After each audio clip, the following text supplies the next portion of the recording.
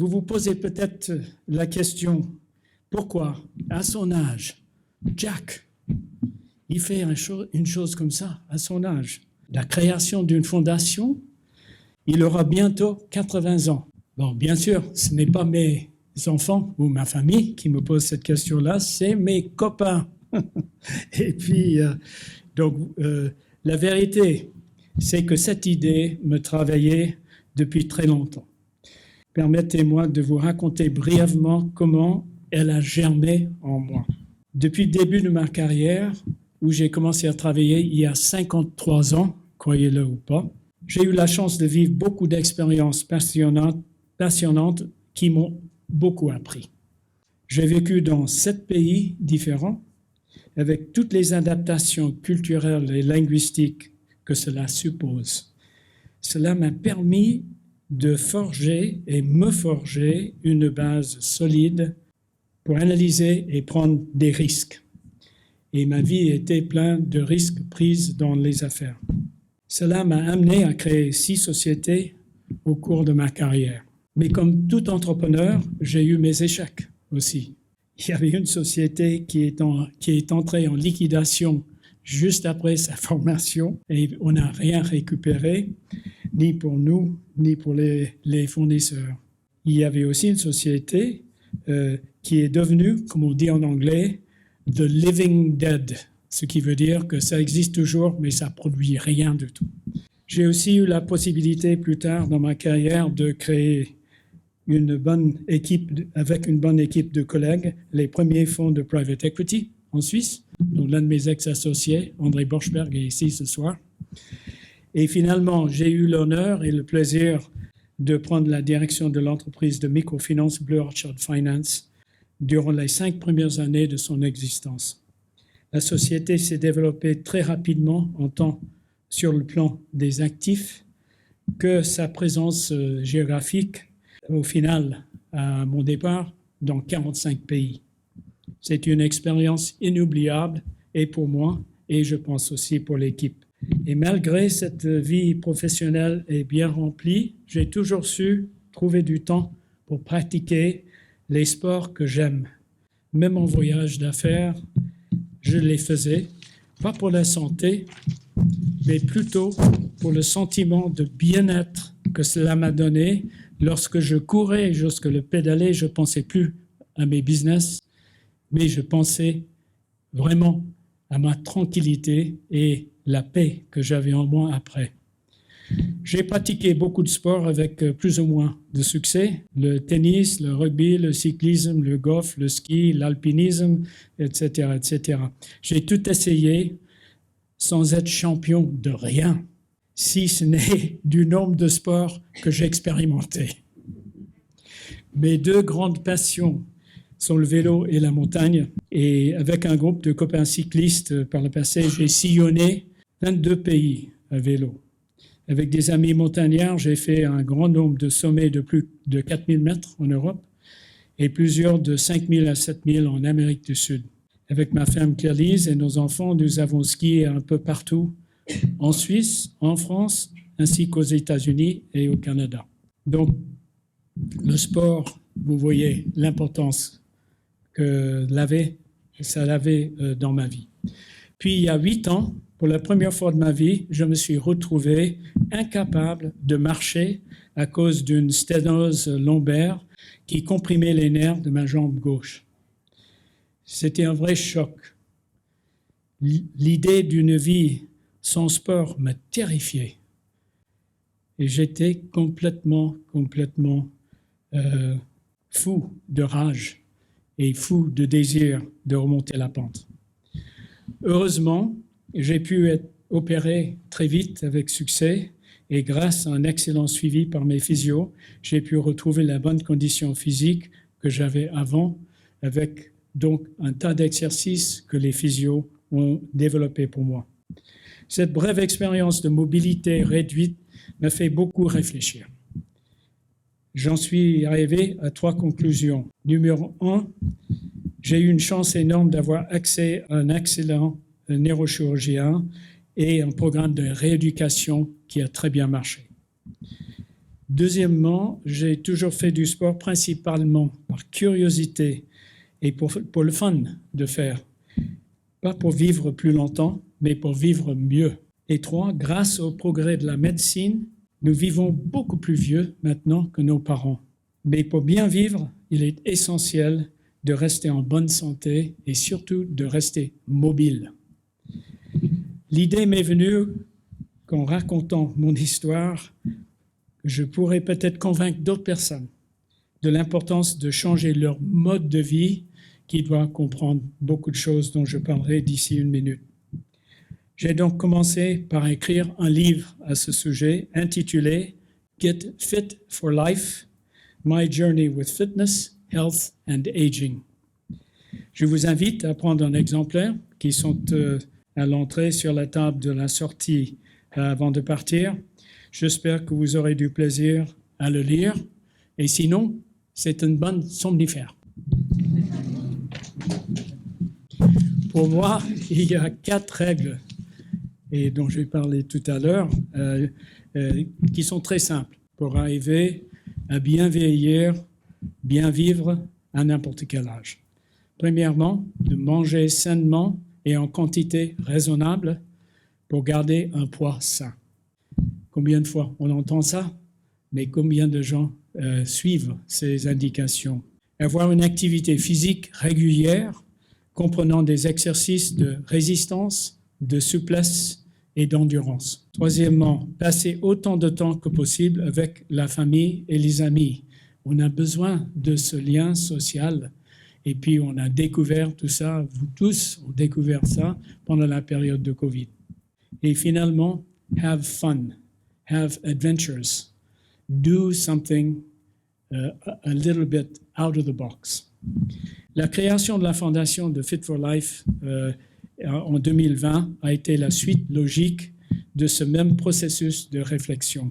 La mission de la fondation est de promouvoir les modèles innovants qui ont un impact direct sur le terrain en permettant aux personnes âgées de rester mobiles et en bonne santé aussi longtemps que possible. Et ces interventions ont également pour effet de lutter contre les maladies non transmissibles, telles que le diabète, les maladies cardiovasculaires, certains types de cancers et beaucoup de maladies pulmonaires.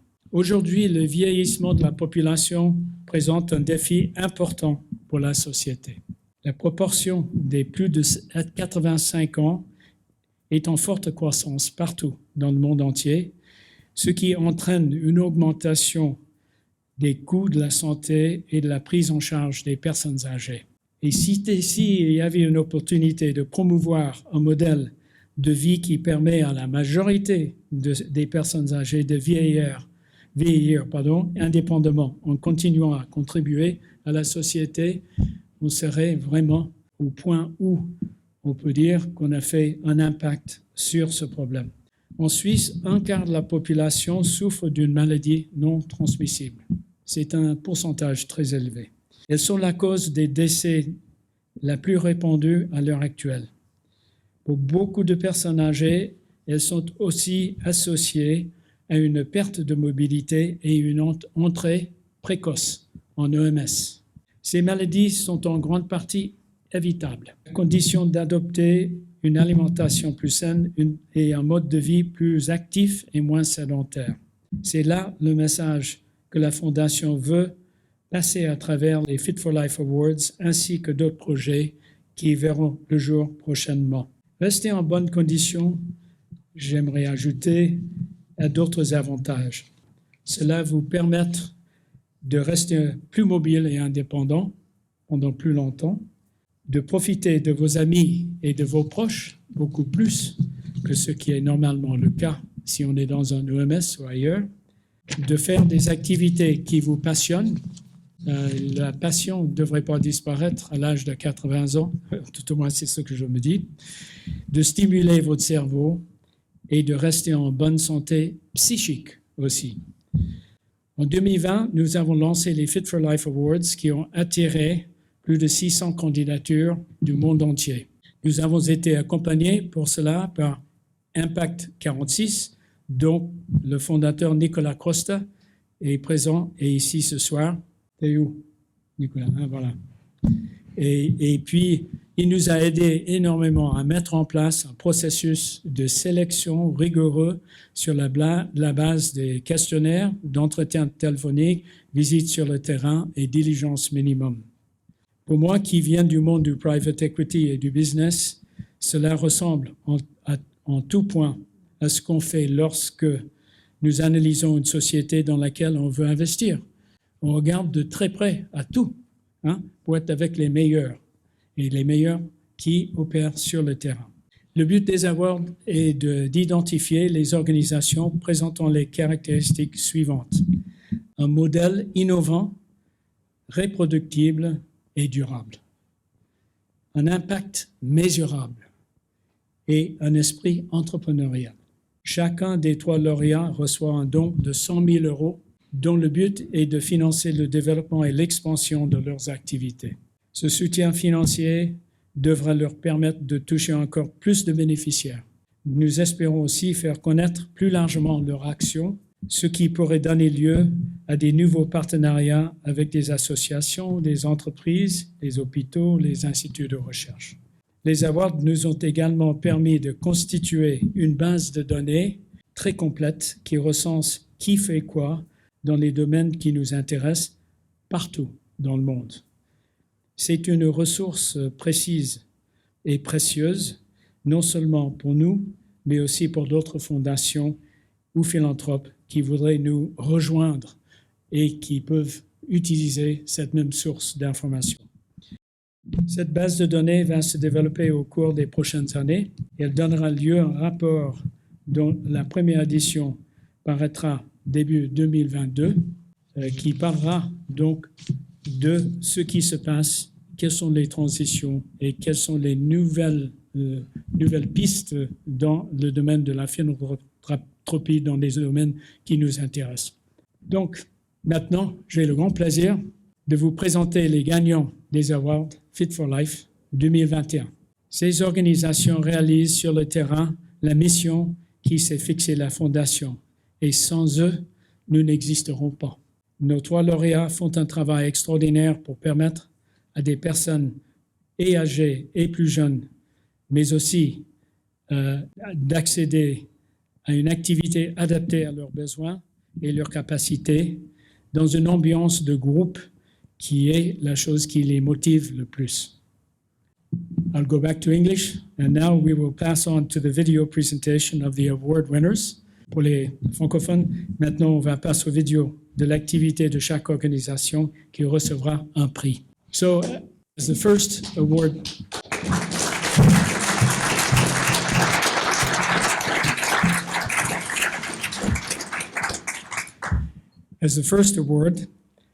we would like to have award the 2021 award to Good Boost, which is based in the UK.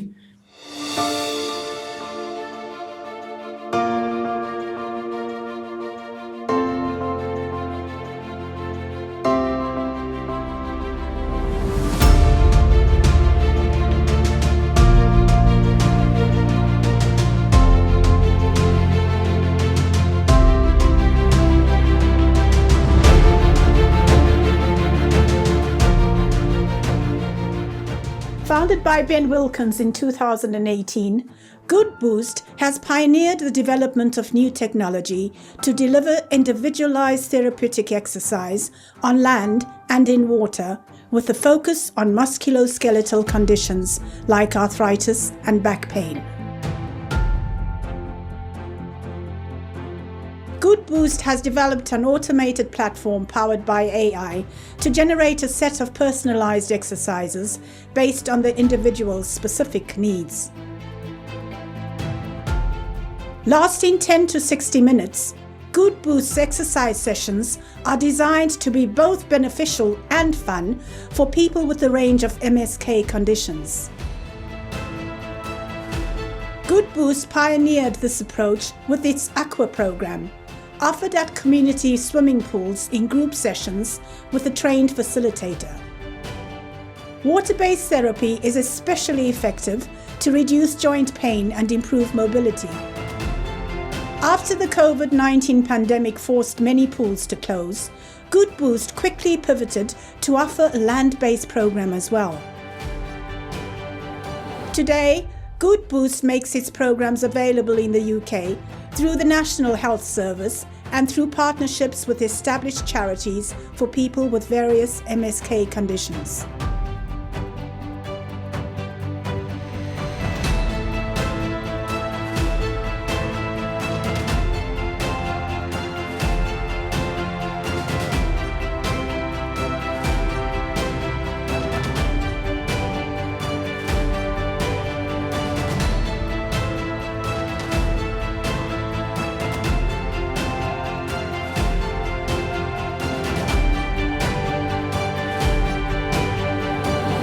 This is your work and your result and your team, which has done a great job. So I think so that the audience can get some idea of what you're about, what the group is about, how you operate, and so on. If I asked you a few questions and you could respond, Absolutely. It would be great, because I think everybody's interested in how it's going, how you do it, how you get people to start coming there, and how you keep them. So, first question, you've had a rapid expansion of your work in treating musculoskeletal problems in swimming pools with exercises in water. This in spite of COVID. Can you tell us how you were able to bring this about over such a short period of time? So I guess what we do in the UK, we provide a really unique proposition for swimming pools. That with these waterproof tablets, which we design and create, we then create the software so that pools can offer a solution where they don't need to have a physiotherapist in the pool to work with people with health conditions which would normally need a physiotherapist. So that unique proposition means for pools that they can support brand new customer groups. So rather than traditional swimmers, they have people coming in who would normally be going to the hospital. The great thing for pools is that in the UK, swimming numbers have been going down year on year and year. So to create new customer groups is a really important part of swimming pools. So that's what we do. As well as working with a majority older adult audience, we also support people such as individuals who have sports injuries. And from next year, we're also launching aquanatal programs for young mums expecting, so they can be active in the water too. So with one tablet computer, they're able to support a brand new host of populations, a brand new host of customers. And so that creates a business case for pools to deliver a service like Good Boost, which they wouldn't have done otherwise. Because even though they're creating social impact, they're creating health impact, we know that for an institution like a leisure centre or a swimming pool, it has to make financial sense. And that's what we make sure we do. So we've been very fortunate as well in the UK that we've partnered with Swim England, which is the national governing body for swimming in the UK. And so they work with us to scale our programme through England and the UK to make sure we're accessible to as many people as possible. Thank you. Second question, we know from our due diligence that you have successfully lobbied the National Health Service, multiple hospitals, municipalities, and so on, for the use of pools. To go fast in your expansion of Good Boost, how were you able to do this lobbying and get satisfaction so quickly? So the way we achieved it is we're a team of physiotherapists, researchers, engineers, and we really understand the problem. So musculoskeletal conditions is a broad term that covers things like arthritis, back pain, hip and knee replacement surgery. In the UK, we're a population of 63, 64 million people. Almost 19 million people live with a musculoskeletal condition. This is a huge challenge for the UK and a huge challenge for the NHS. So understanding the problem means that we're able to give a solution where the NHS want to work with us. And by doing that, we've worked with independent health economic analysis that can demonstrate that Good Boost in the UK creates around £90,000 of health benefit for every swimming pool that we work in. So £90,000 of health benefits. We were in kind of 55 pools before the pandemic. We're now relaunching again. 90,000 times 55 creates a huge saving for the NHS. That's one part of what we do. Another part is that we're not just exercise technology. We are a class 1 medical device. We're approved by the NHS. We have to go through lots of regulatory approval because we're not just delivering exercise, we're delivering rehabilitation. So delivering a service and a product which the NHS approves means that we're able to have engagements and contracts that we wouldn't be able to otherwise. Thank you, Ben. And can you give us an indication of how the musculoskeletal problem differs from most others that are not treated in water? What is the difference, and why is water more effective in these courses? So water is great. I don't know, it's a great lake over there. I went swimming today.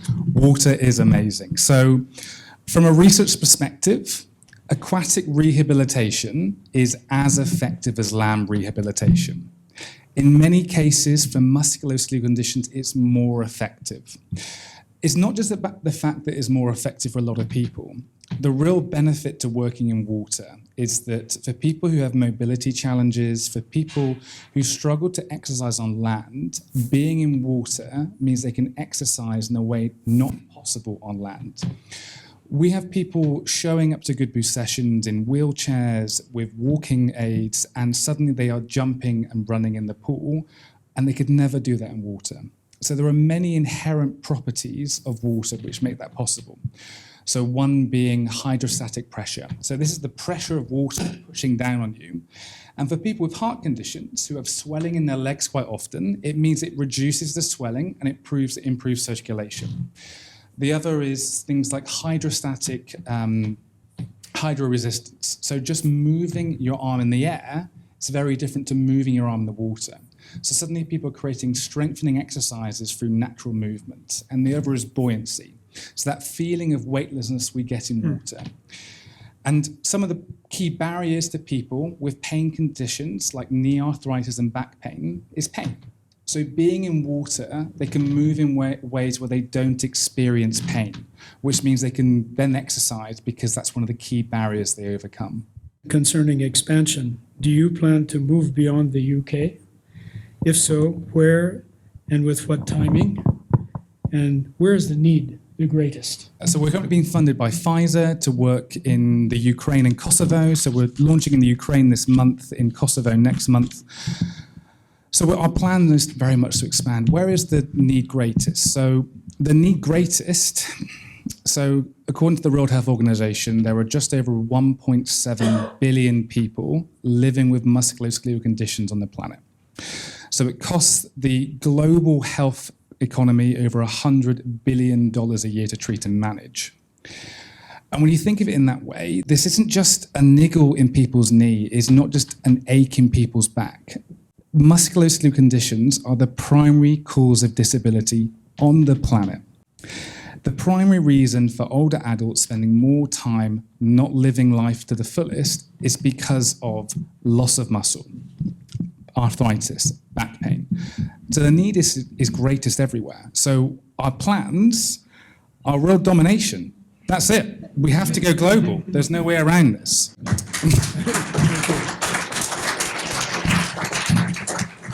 So how do we do that? So we are a team of physiotherapists, researchers, engineers, and we've created world-leading aquatic rehabilitation technology. We've retrained that technology to work on land, but that's not enough. There are many barriers to being active for all ages, but particularly older adults. And it's understanding those barriers are things like needing the social connection, needing it to be fun and engaging, because telling someone to do some squats does not mean people will do squats. There has to be something a lot deeper than that. It's that simple. So that's what we're working on now. How do we work with charities? How do we work with organizations? They can create those fun and socially engaging sessions using our AI to make it personalized, suitable, and appropriate, but making sure they use that emotional and social support to grow that. So that's one side. And then it's realizing that from our technology, we've enabled people who are some of the most inactive in the UK and in the planet to become active. People who have high BMI, low mobility, older adults, lower income. A third, almost 30% of our participants could not walk more than 100 meters. So for these individuals, walking exercise and going for a walk is not an opportunity. It's not an option. But even though we work with some of the hardest to reach individuals, we see benefits such as a 56% improvement in pain over 12 weeks. We see an improvement of 51% of function in 12 weeks. We see people cancelling their hip and knee replacement surgery because they've improved so much, stopping their pain medication. We see improvements, the equivalent to going to the doctor, having physiotherapy, having surgery, all the things. So our plan is now to take this global with the platform we've created now, with the future support for the Fit for Life Foundation, to go and make change happen everywhere.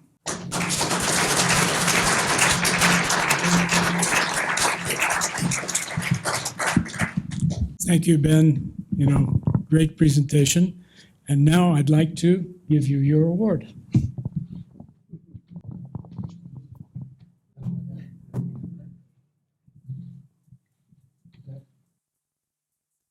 My glasses. Congratulations. You deserve an award like this. Thank you for coming. Thank you for your explanation. And I think we'll be together for a long time. Thank you very much, Jack.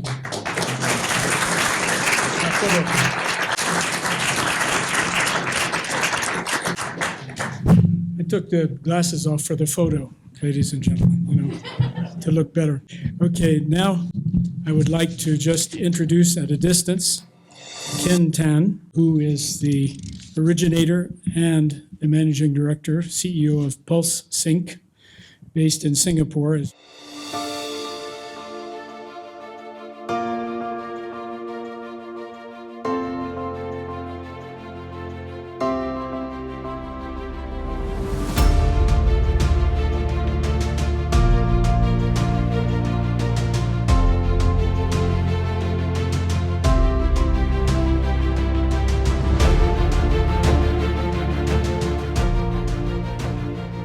Social and tech entrepreneur Ken Tan founded PulseSync in 2007 with the mission to transform elder care in Singapore, underserved at the time.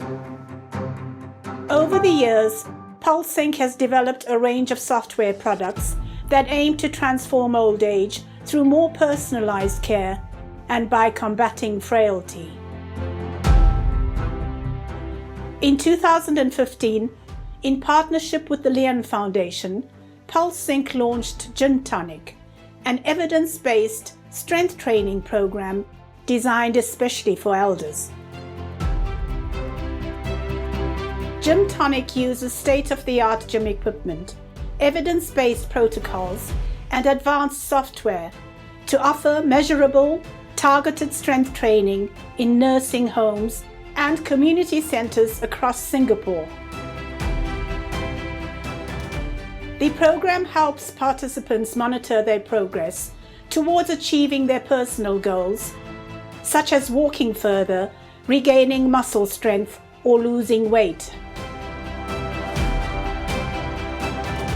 This exercise as medicine approach is particularly effective at reversing frailty by progressively building muscle mass and strength, enabling elders to maintain their independence for longer.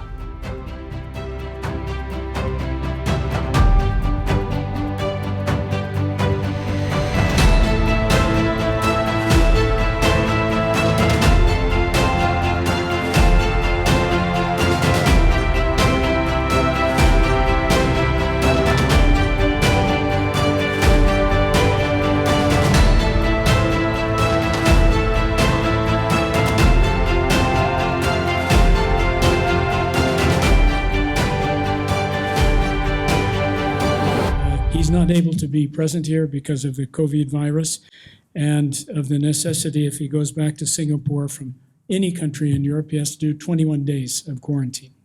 So he did not come. So we've recorded. We will start with the first thing, which is really not a question, but just words that we have sent to him saying, we regret that you are not going to be able to join us directly in Geneva, but we have you on video. Hi, Jack and everybody in Geneva. I'm sorry that I can't be with you guys at the award ceremony. On behalf of all of us here in PulseSync, we'd like to thank Fit for Life for the award. I'm Ken, the founder of PulseSync, whose mission is to make people age better using IT solutions. We notice that many elderly are frailer than they need to be, and we started gym tonic in 2015, not to drink, but an evidence-based strength training program to help elderly fight frailty and stay strong, allowing them to enjoy their golden years. We now have 30 elder care facilities adopting gym tonic, and more than 5,000 elderly have benefited already from the program. On average, they experience about 20 to 30% gain in muscle strength by working out twice weekly in half-hourly sessions. Once again, we feel honored and proud to receive the award, especially coming from a foundation outside Singapore. I have my luggage packed and can't wait to go to Switzerland to meet you guys once it is safe to travel.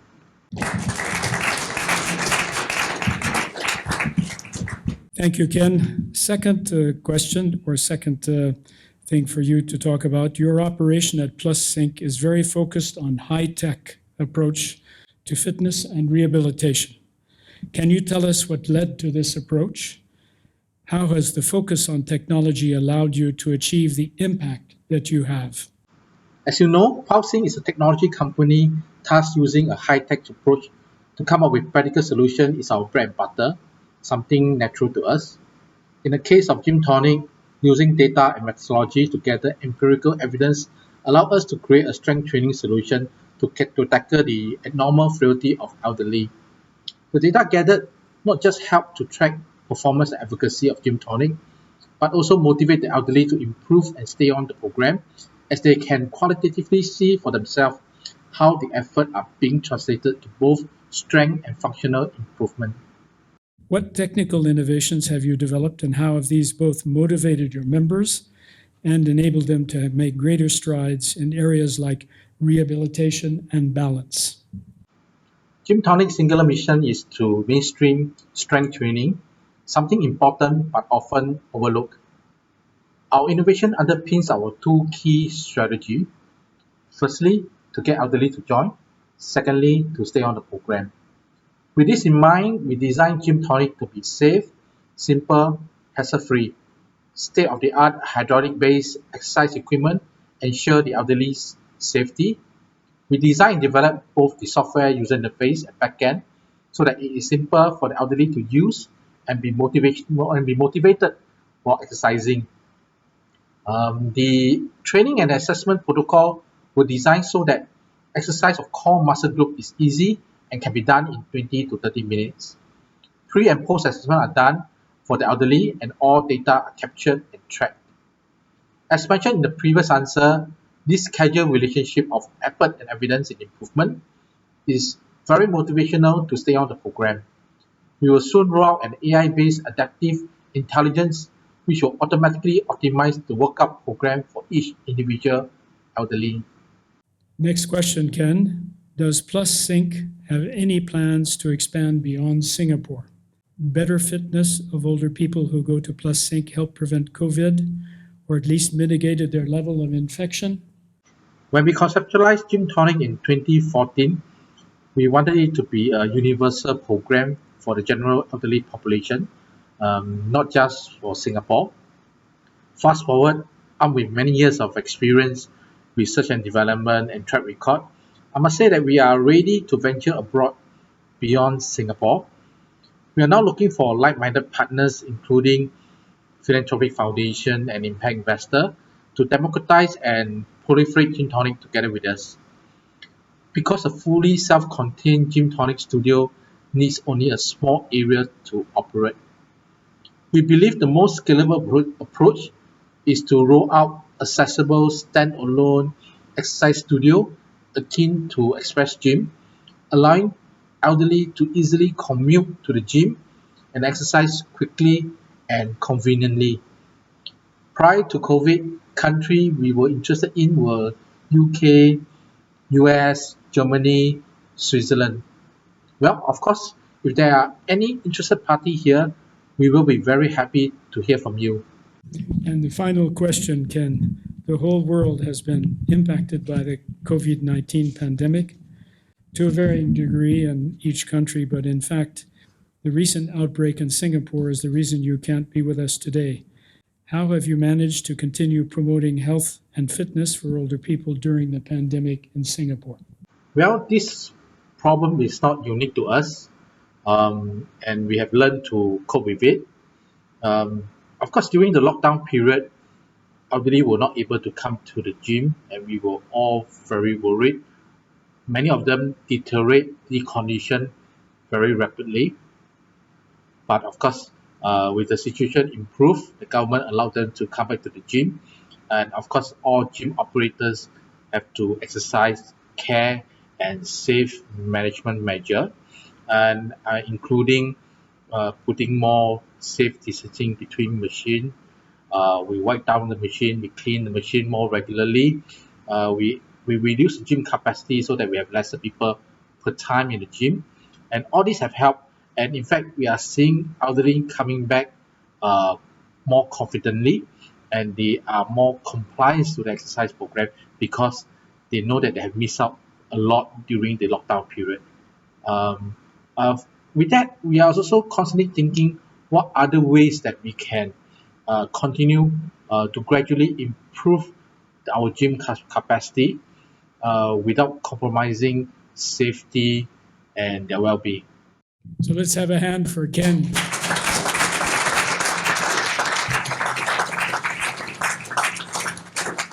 He's going to receive a video of this award ceremony. We'll hold up this, and he'll get the video.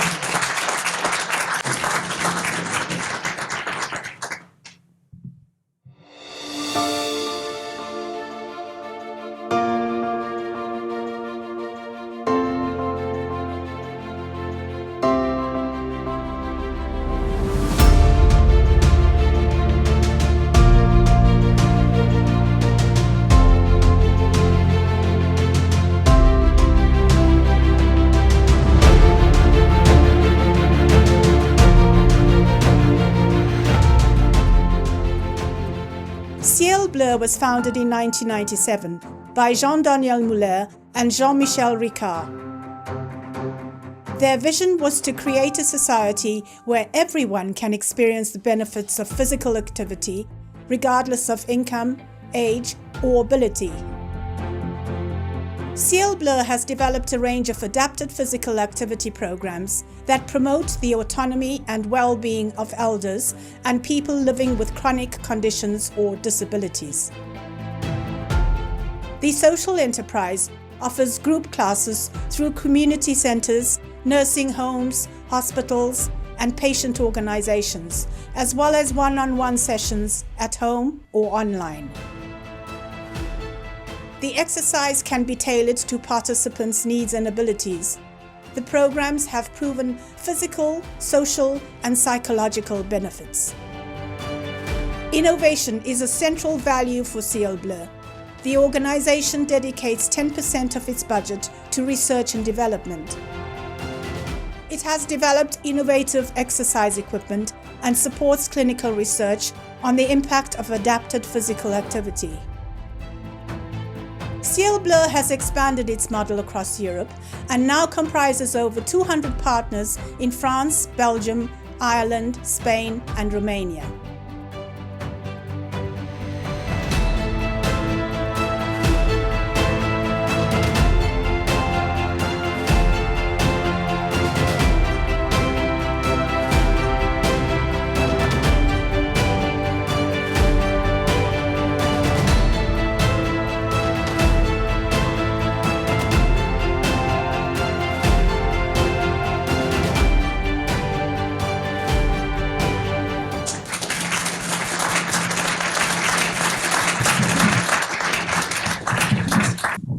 Congratulations, Jean-Daniel. Jean-Daniel is wearing his Siel Bleu t-shirt. We should have thought of this and got some to perhaps distribute to everybody who wanted to wear one tonight. And, he's been at this for 30 years and just still going strong in the hundreds of thousands of people who are using their system and using their facilities and using the facilities of third parties. So it's really a great success story with a lot of awards in the past. Now I have another one, but this one's heavier than anyone else's. So, okay, so I'd like to go into the questions, okay? Bon, on va le faire en français. plaisir. Vu le nombre d'années passées depuis le lancement de Siel Bleu et donc toute l'expérience que tu as eue en motivant l'équipe, en motivant les autres personnes à se joindre comme membres et le courage de traverser les frontières. Donc, comment vous avez fait une telle expansion de ton activité et surtout inclure autant de personnes dans quelque chose, oui, qui a 30 ans, mais quand même, c'est beaucoup de personnes par rapport à d'autres groupes similaires. Merci pour la question, Jack. Alors déjà, on n'a pas tout à fait 30 ans, on a 24 ans depuis hier, voilà, donc c'était notre anniversaire hier. Mais je crois que je vais commencer par une petite histoire qui veut dire pourquoi je suis encore là aujourd'hui et pourquoi après 24 ans, il y a tant de passion à accompagner toutes ces personnes depuis si longtemps. Quand on a commencé, il y a donc 24 ans, on est allé voir notre conseil départemental, donc un peu le canton en Suisse, pour leur demander nous accompagner pour intervenir dans des maisons de retraite. Donc, je ne sais pas si on dit des EMS en Suisse. Donc, voilà. On avait 12 établissements qui étaient sélectionnés et sur les 12, on nous a dit c'est très bien, ça va nous faire une activité gratuite pendant 6 mois et au bout de 6 mois, on n'aura plus besoin de vous. Voilà. Au bout de 6 mois, 11 sur 12 ont dit c'est pas possible de s'arrêter, il faut qu'on continue absolument. Donc revenez, on va payer pour ça, etc., etc. Et le 12e nous a téléphoné en disant mais moi je peux pas parce que je suis trop petit, je peux pas, même si l'activité était pas chère, hein, voilà, donc, mais je peux pas continuer. Et au bout de quelques jours, il nous appelle. On était encore dans notre premier bureau, donc tout petit, une chambre, voilà. Et il nous dit écoutez, j'ai un problème. Je suis dans mon bureau et il y a quelque chose qu'on sait très bien faire en France, c'est la grève. Voilà, donc il avait des personnes âgées en fauteuil qui étaient devant la porte de son bureau et qui disaient « on ne part pas tant que Siel Bleu ne revient pas ». Voilà, moi, je crois que ça a expliqué, ça fait peut-être aussi pourquoi je travaille depuis si longtemps. Voilà, c'est simplement ça, c'est le sourire qu'on amène aux gens. Et comme vous l'avez dit Jacques tout à l'heure, on accompagne aujourd'hui 200 000 personnes quotidiennement avec de l'activité physique adaptée en fonction des besoins, des pathologies, de l'âge, etc. Et voilà, partout, enfin, surtout en France, mais dans d'autres pays encore maintenant. Merci. Vu aussi l'expérience d'avoir convaincu des centaines de milliers de personnes à se décider de suivre vos cours pour rester en forme, quel est votre secret pour attirer du monde et pour les garder? Probablement de faire que les activités soient ludiques, que les gens aient envie d'y aller. Vous avez parlé tout à l'heure de passion et je crois que c'est ça qui fait que quand les gens arrivent chez nous, ils ne repartent pas. Voilà, on a 99% de stabilité dans nos cours. Les gens arrivent et ils ne repartent pas. Ils continuent à faire les activités parce qu'ils s'y trouvent bien, parce que ça améliore la qualité de vie au quotidien, parce qu'ils se sentent mieux, parce qu'il y a du lien social, parce que voilà, tout ça se passe autour des cours. Et voilà, c'est ça qui, je pense, qui fait un peu le secret. Et puis après, bien sûr, il y a tous les programmes de recherche, tout ce qu'on a pu mettre en place, qui permettent aussi de proposer des activités les plus adaptées possibles à chaque personne, aussi bien individuellement que collectivement. Merci. Et quel est le rôle joué par la sécurité sociale en France concernant des activités comme Siel Bleu? Est-ce qu'il y a des subventions? Est-ce qu'il y a des paiements pour physio spécialisés? Comment ça se trame pour l'instant en France? Il y a des choses qui se mettent en place progressivement. Par exemple, il y a des programmes de ce qu'on appelle la prescription d'activité physique sur ordonnance. Donc, les médecins peuvent faire une ordonnance, mais aujourd'hui, il n'y a pas encore vraiment de remboursement de ces activités.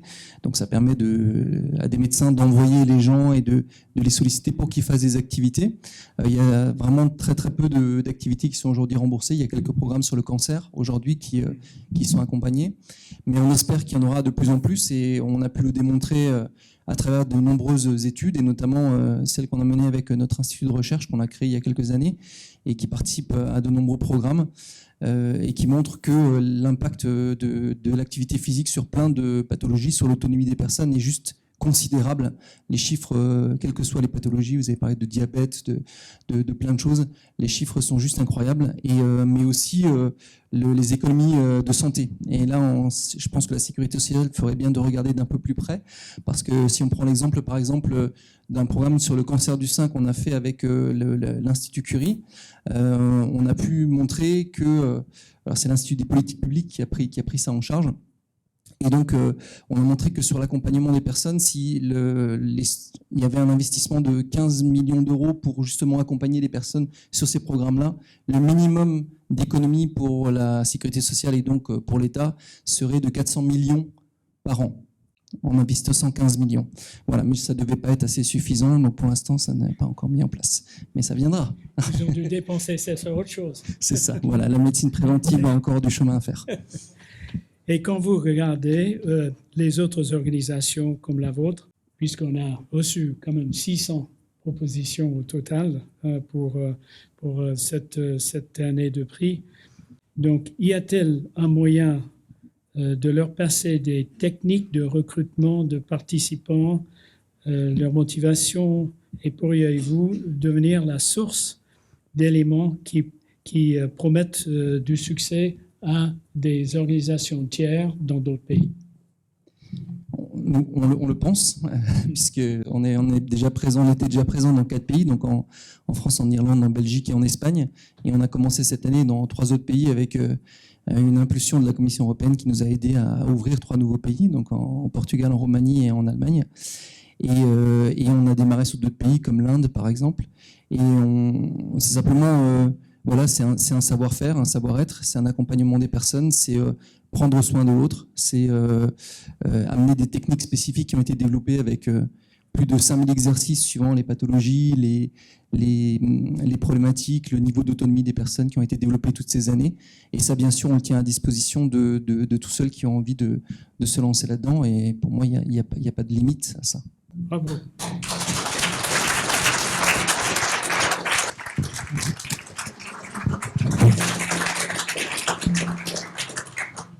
Merci.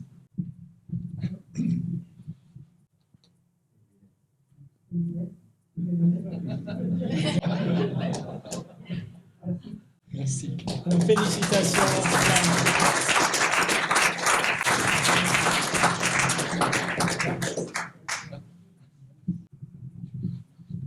Donc on va prendre une photo des lauréats dont je ne suis pas un, mais je tiens comme ça pour Kentan.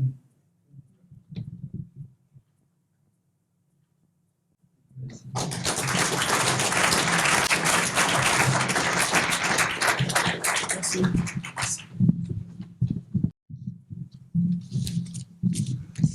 Donc, quelques mots pour clôturer donc, la soirée ici, parce que je pense que tout le monde a faim.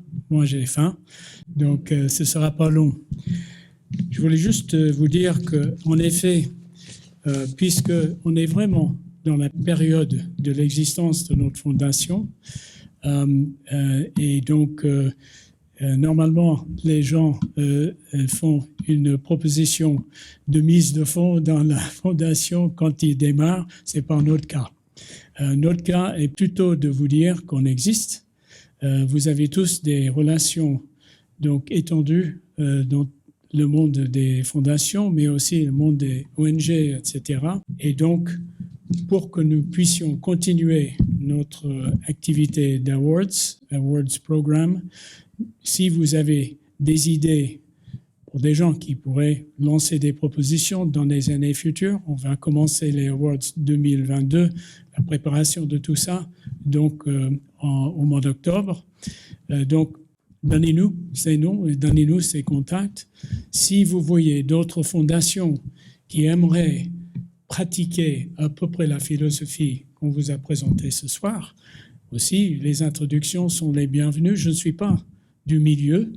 La seule chose que j'ai, c'est un passé sportif, business, et puis beaucoup de persévérance. Donc, je pense que plus on connaît du monde qui est intéressé en ce qu'on fait, plus on peut faire des grants qui sont conjointement faits, plus on peut faire une addition d'autres personnes avec des awards, soit dans notre domaine, soit dans d'autres domaines, et qui appliquent notre philosophie d'analyse et de sélection.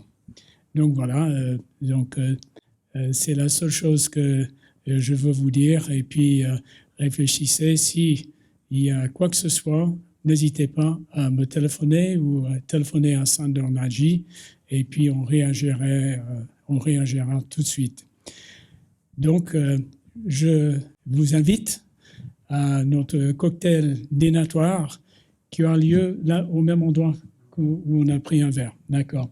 Donc, cocktail dînatoire, puisque j'ai un gros appétit, qui aura plus de choses à manger que vous avez d'habitude dans les hôtels à 8h30 du soir. Merci d'être venu. Merci. Okay.